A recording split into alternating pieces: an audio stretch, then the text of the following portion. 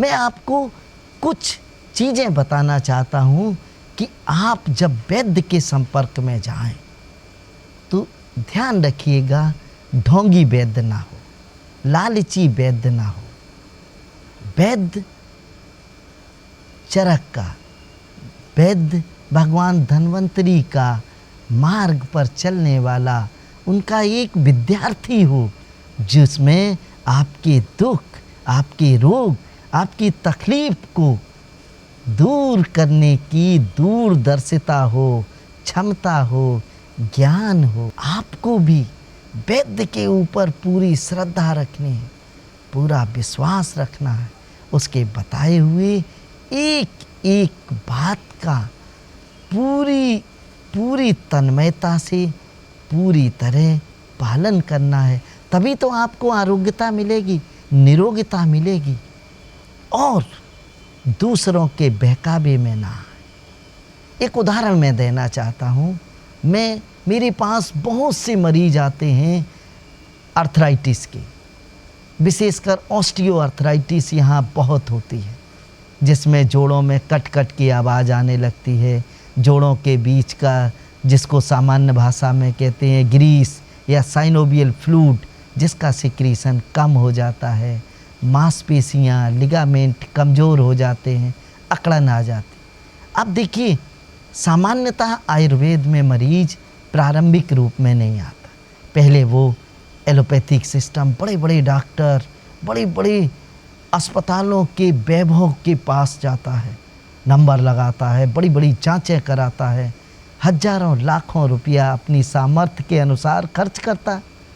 साल 2 साल उपचार करने के बाद दर्द की गोलियां खा खा के नींद ना आना, एसिडिटी और बेचैनी, गुस्सा, चिड़चिड़ापन जैसी शिकायतें हो जाती हैं।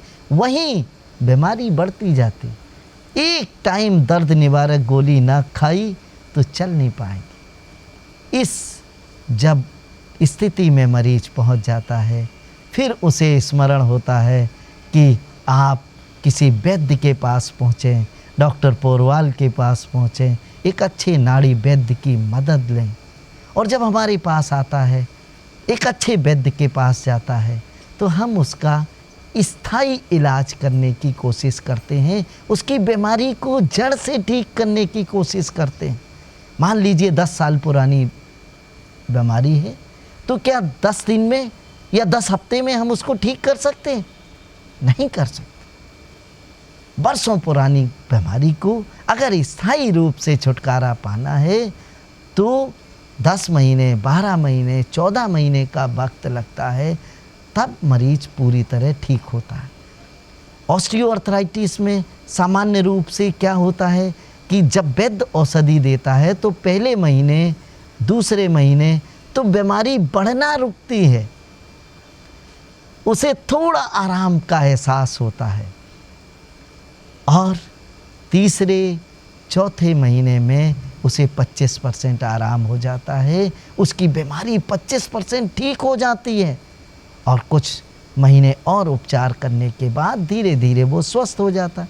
लेकिन होता क्या है, जब 4 महीने 5 महीने के उपचार के बाद जब उसकी 25-30%, 40% बीमारी ठीक हो गई तो बारात चला गया, डांस कर लिया, घर के बहुत सारे काम करने लगे। जब बीमार थे, पेन किलर के सहारे थे, तो उन्हें काम नहीं ध्यान आ रहे थे, अब उन्हें काम भी ध्यान आ रहे हैं, बारात भी ध्यान आ रही, बाजार भी ध्यान आ रहा है। और अगर कहीं ज़्यादा श्रम करने, ज़्यादा चलने, ज़्यादा थकान, ज़्यादा जोड़ों पर लोड देने से दर्द की स्थिति हो गई तो पड़ोसी, मित्र, रिश्तेदार, घर परिवार के लोग कहते 4 महीने इलाज को हो गए साहब, फिर दर्द हो गया, अभी तक आराम था। मैं ऐसे लोगों से हाथ जोड़ के ये निवेदन करना चाहता हूँ, चिंतन करें। वैद्य ने अपना 100% सहयोग किया, 100% अच्छी औषधियाँ दी कि आपको स्वस्थता का रास्ता बताया। वैद्य ने आपको 4 महीने 5 महीने में 40% बीमारी को ठीक कर दिया। 40% का मतलब 60% बीमारी मौजूद है और जब मौजूद है 60% तो आपने जब ज़्यादा काम किया तो थकान, दर्द की स्थिति हो सकती है।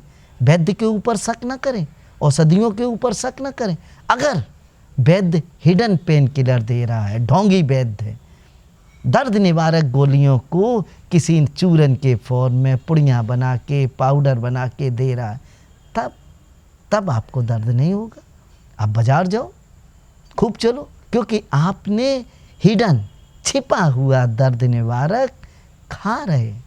लेकिन एक असली वैद्य, एक नाड़ी वैद्य दर्द निवारक औषधियों से आपका उपचार नहीं करता, वो बीमारी के मूल कारण को ठीक करता है और आपको स्वस्थ करता है। इसलिए वैद्य पर श्रद्धा रखें, विश्वास रखें, और जब कभी आयुर्वेदिक उपचार करते हुए दर्द हो जाए तो वैद्य की परामर्श से, वैद्य की अनुमति लेके अपने पारिवारिक चिकित्सक से कोई दर्द निवारक औषधि लेकर उसका सेवन कुछ दिनों तक कर लेना चाहिए। इसमें आपको मालूम होता है कि हमारा वैद्य तो असली इलाज कर रहा है।